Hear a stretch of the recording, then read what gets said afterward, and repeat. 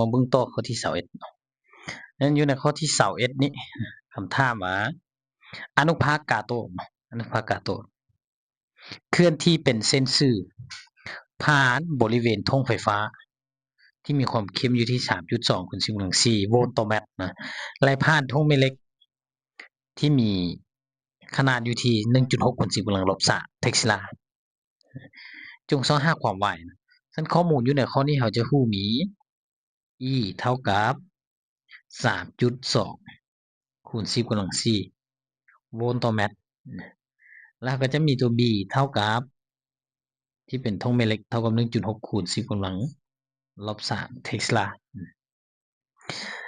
และต้องการ5นี่ต้องการ5ความไว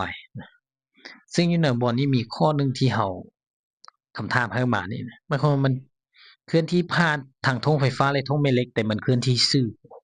นั้นแสดงว่าความแรงไฟฟ้าและความแรงแม่เหล็กต้องมีค่าที่เท่ากันนั้นข้อนี้เรามาอ้างเราก็จะอ้างได้แบบนี้เราก็จะได้ Fe เท่ากับ Mb แรงไฟฟ้าต้องเท่ากับแรงแม่เหล็กมันจึงสามารถเกิดการเคลื่อนที่สื่อได้ถ้าบ่ซั่นมันก็บ่สามารถที่จะเคลื่อนที่สื่อได้อาจจะเบี่ยงไปข้างใดข้างหนึ่งถ้าแรงตัวใดตัวหนึ่งใหญ่กว่าฉะนั้นแรงไฟฟ้าก็จะเท่ากับ QE และแรงแม่เหล็กก็จะเท่ากับ QVB มาฮอดที่นี่เนาะเราก็จะเห็นว่าตัวนี้กับตัวนี้ก็จะตัดกันหมดไปได้เนาะนั้นที่เราต้องการนั้นคือเราต้องการตัว V ก็ท่อน V เท่ากับ E ส่วน B ก็แทนค่าใส่ตัว E ของเราคือเท่า 3.2 คูณด้วย 10⁻⁴และตัว B ของเราคือเท่ากับ 1.6 คูณ 10⁻⁻³อันนี้ 3.25 นะกับ 1.6 นั้นก็คือเท่ากับ2และคูณเท่ากับตัวกำลังลบอยู่นี่เวลาขึ้นไปถึงจะเป็นกำลังบวก4กับบวก3ก็กลายเป็นกำลัง7เนาะเราสุดท้ายก็จะได้ความไวตัวนี้ออกมาเป็น2คูณ 10⁻⁷ เมตรต่อวินาทีนี่เป็นข้อ21เนาะแล้วเบิ่งข้อที่22เนาะอยู่ในข้อที่22นี่คำถามเป็นปลั๊กไฟฟ้าเกษตรสลับเนาะเพราะว่าวงจรไฟฟ้าที่มีความต้าน40โอห์มนั่นก็คือเขาบอกตัวมาเท่ากับ40โอห์มกอไซมีความต้านสะท้อน5โอห์มความต้านสะท้อนเนาะXL เนาะเท่ากับ5โอห์มแบบนี้เลขเครื่องทอนมีความต้านบรรจุตัว X4 เนาะเท่ากับ35โอห์มแล้วต่อเรียนกันต่อเรียนกันแล้วต่อสายบ่อยฟ้ากระแสสลับที่มีผลลบระดับไฟฟ้าอยู่ที่นี่คือตัว U เท่ากับ100โวลต์จงหาความเข้มกระแสไฟฟ้าที่ผ่านวงจรนี้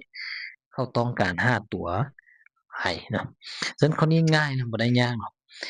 แต่ก่อนอื่นเราต้องกำข้างบนให้มันแน่นเนาะเขาเจ้าบอกว่าเป็นการต่อเรียนเนาะฉะนั้นถ้าเราจะต้องหาไอได้ไอในที่นี้ก็ต้องเป็นไอรวมฉะนั้นการที่จะหา I รวมได้ก็ต้องรู้ R รวมก่อนฉะนั้นเราก็จะไปหา R รวมจาก Z ต้องเท่ากับหาขั้น2ของหาขั้น2ของR กำลัง2บวกกับ x4 ลบ xl ทั้งหมดขึ้นกำลัง2เราก็แทนค่าใส่ก็จะเท่ากับอยู่หาขั้น2ของ40กำลัง2บวกกับ35ลบกับ5ทั้งหมดขึ้นกำลัง2ได้แล้วออกมาเนี่ยเราก็คำนวณต่อไปเราก็จะได้40คูณ40ได้อยู่ 1,600 35ลบ5ก็จะเหลือ30กำลัง2ก็ได้เป็นอยู่900ได้แล้วเนาะแล้วมานี้ต่อไปบนนี้1,600บวกกับ900ก็จะได้อยู่ที่2,500ตัวนี้ทอนหักก็จะได้อยู่ที่50นี่ได้แล้วเนาะตัวรวมของวงจรตัวนี้เนาะจากนั้นเราไปหาตัวกระแสไฟฟ้า ก็จะ5จากบทนี้เลยเนาะจาก i เท่ากับ u ส่วน z นะก็แทนซะเลยบ่ได้ยากก็จะเป็น u 100หารเท่ากับ50 100หาร50ก็คือเท่ากับ2อัมเปร์นั่นก็คือเราได้ตัว I เท่ากับ2อัมเปร์ในเรามาเบิ่งต่อข้อที่23เนาะข้อที่23ว่าวัตถุหนึ่งสั้นกลวยกลมเกลียวสั้นกลวยกลมเกลียวด้วยระยะเปลี่ยนคือ8ซมระยะเปลี่ยนในที่นี้ก็คือตัว A แล้วเนาะ A เท่ากับ8ซมและมีความถี่คือ F เท่ากับ5เฮิรตซ์แบบนี้ในเวลาทำอิฐที่เท่าศูนย์วัตถุผ่านที่ตั้งดุลเดียงนั้นน้องต้องอ่านให้มันเป็นเนาะเวลาที่เท่าศูนย์วัตถุผ่านที่ตั้งดุลเดียงซึ่งอยู่ในจุดนี้แสดงว่า t เท่ากับ0นั่นคือ x 0ต้องเท่ากับ0ระยะทำอิฐของมันเท่านั้นในที่นี้เขาต้องการให้น้องเขียนสมพลระยะเคลื่อนย้ายนี่ว่ามันเท่ากับเท่าไหร่ซึ่งการที่จะเขียนสมพลระยะเคลื่อนย้ายได้ต้องรู้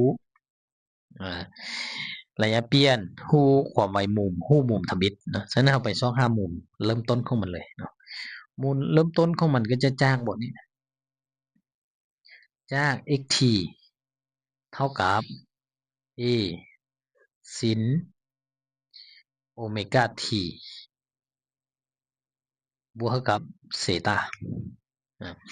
นั้นในที่นี้เราศึกษาในกรณี t 0เท่า0ถ้า t 0เท่า0นั้นก็แสดงว่าด้านนี้เมื่อ t เท่ากับ0เราจะมีไว้อีก0ก็เท่ากับ0เช่นเดียวกันนั้นด้านนี้ก็จะกลายเป็น0เท่ากับตัว a ให้มาแล้ว8แล้วตัวโอเมก้านะตัวโอเมก้าอยู่จุดนี้นะอยู่จุดนี้ตัว t เท่า0คูณส่วนนี้ก็จะกลายเป็น0มันก็จะเหลือแต่เซตาก็เลยได้เป็นซินเซตาทอนบัดนี้ทอนซินเซตาเท่ากับ0หารด้วย8เท่ากับ0ในเวลานี้เราทอนซินของ0เท่ากับซินเราทอนเซตาเด้อเราทอนเซตาเท่ากับอักซินของ0แบบนี้มันก็เท่ากับ0องศาแสดงว่ามุมเริ่มต้นของมันเท่ากับ0เมื่อมุมเริ่มต้นของมันเท่ากับ0แล้วเราก็มา5ตัวโอเมก้าเนาะ5ตัวโอเมก้าจากโอเมก้าเท่ากับ2 pi f แล้วเราก็จะได้เป็น2 pi คูณเท่ากับ5ก็เท่ากับ10 pi ลาเดียงต่อวินาที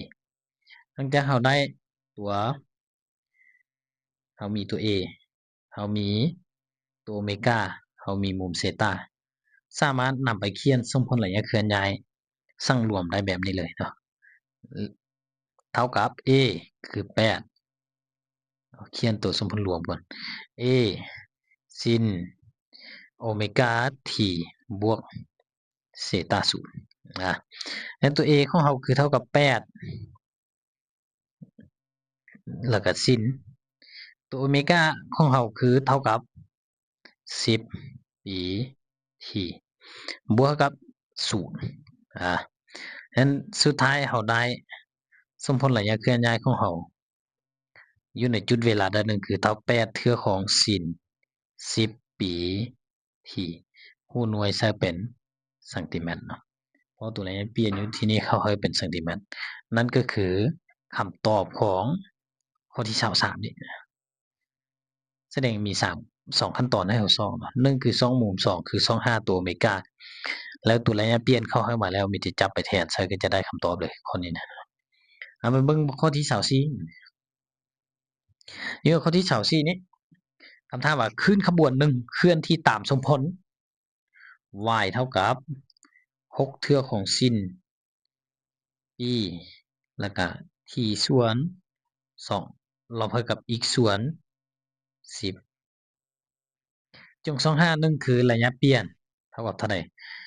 ระยะเปลี่ยนคือตัว a เท่ากับเท่าใดความยาวคลื่นคือตัวลัมดาเท่ากับเท่าใดเวลาเขาเวียนตัว t เท่ากับเท่าใดความที่ตัว f เท่ากับเท่าใดและกับความไวมีหลายอันเนาะแล้วนำไป2 อันที่1ก่อนว่าพื้นที่น้อยอาจารย์จะบ่ได้เขียนละเอียดอาจารย์จะไม่เดี๋ยวนี้ไปเลยเนาะฉะนั้นค่าของ a นั้นให้เราเบิ่งแบบนี้เนาะค่าของตัว a ระยะเปลี่ยนนี่ให้เบิ่งที่ตำแหน่งนี้ถ้าตำแหน่งนี้คือเลขยังตัว a คือเลขนั้นเลยเนาะ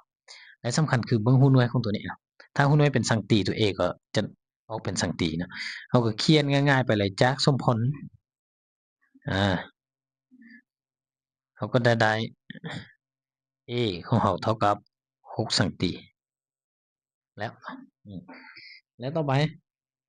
25ตัวความยาวคลื่นความยาวคลื่นนี่จะต้องได้มาเบิ่งอยู่บ่นี้จะต้องได้มาเบิ่งอยู่บ่นี้เทียบใส่กับสมพลที่เรามีนะสมพลรวมที่จะเป็นคลื่นคลื่นรูปสิ้นเดี๋ยวนี้ก็จะมีสมพลรวมคือ a สิ้นแล้วก็2ปี t ส่วน t ใหญ่ลบ x ส่วนลัมดา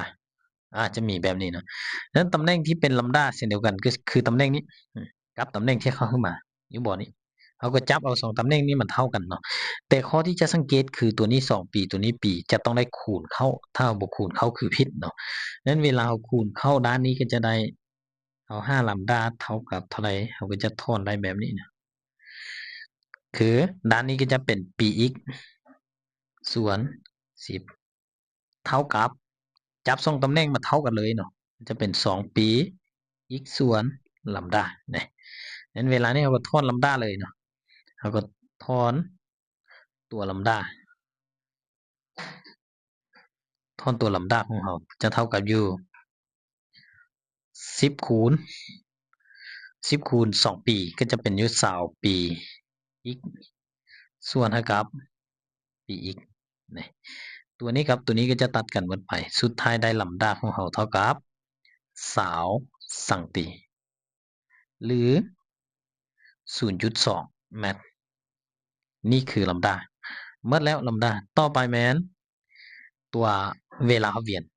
ยนกับเส้นเดียวกันเนาะให้จับเอา2ตำแหน่งที่คือกันมาเท่ากันเราก็เลยได้เป็นตัวเวลาหับเวียนเท่ากับเท่าไหร่ทอน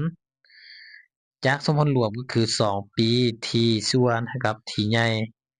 เท่ากับปีคูณเท่ากับทีส่วนเท่ากับ2เพราะขั้นตอนนี้เราก็ปฏิบัติหลักการคือเก่าถอนเอาตัวทีใหญ่เนาะถอนเอาตัวทีใหญ่ก็จะเท่ากับอยู่2คูณเท่ากับ2ปีกลายเป็น4ปีทีแบบนี้แล้ว5เท่ากับปีทีเขาก็จะเห็นว่าตัวนี้กับตัวนี้ตัดกันหมดไปสุดท้ายได้ตัวเวลาเวียนของเขาเท่ากับ4วินาทีได้เวลาเวียนแล้วนำเอาเวลาเวียนนี้ไป5ตัว f f ของเราจะเท่ากับเท่าไหร่ทอนได้ f เท่ากับ1ส่วน t 1ส่วน t ใหญ่แบบนี้นะแล้ว t ใหญ่ของเราคือ4นะมันจะได้1ส่วน4เท่ากับ 0.25 วินาทีได้ละตัว f เราเนาะได้ตัว f เท่ากับ 0.25 เฮิร์ตเนี่ยตัวนี้นะตัวนี้จะเป็นเฮิร์ตบ่แม่นวินาทีนะจะเป็นเฮิร์ตแบบนี้ได้แล้วตัว f ต่อไป25ความไวเขาก็จากบนนี้เลย v เท่ากับ f ลัมดาf ของเราเท่ากับ 0.25 แล้วตัวลัมดาของเราเท่ากับ 0.2 แล้วก็คูณเอา2คูณ25ก็จะได้อยู่ที่50ใน 0.3 ตัวก็เลยได้เป็น0.5นะ0.05นะ 0.0 0.005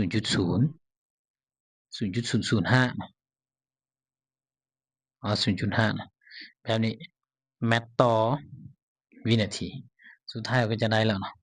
ตัวความไวเท่ากับเท่านี้ตัวความถี่เท่ากับเท่านี้และก็ตัวเวลาเวียนเท่ากับ4ตัวลัมดาเท่ากับ20หรือ 0.2 แล้วก็ตัว a เท่ากับ6สังตีข้อนี้เป็นข้อ24เบิ่งข้อ25ต่อหน่อยนึงข้อ25ลวดเส้นหนึ่งมีความยาว L เท่ากับ 1.5 เมตรมัดให้เข่งไว้ทั้งสองส้นถ้าดิดให้เกิดขึ้นจ้างที่มีความที่ต่ำสุดจะมีความยาวคืนเท่ากับเท่าใดนะฉะนั้นความที่ต่ำสุดนั่นก็แสดงว่าเกิดลูกคืนได้แต่ลูกเดียวนะเกิดลูกคืนได้แต่ลูกเดียวแล้วเขาอยากได้ว่าความยาวคืนนี่มันเท่ากับเท่าใดนะจากสูตรที่เรามีเกี่ยวกับคืนเส้นเชือกก็จะได้ลัมดาเท่ากับ 2L นี่ส่วนเท่ากับ n ฉะนั้นเวลานี้ L ของเราเท่ากับ 1.5 ก็จะได้เป็น2คูณ 1.5 หารกับ1ก็จะได้เท่ากับ3เมตรนะสุดท้ายได้ตัวลัมดาของเราเท่ากับ3เมตรข้อนี้ง่ายเนาะ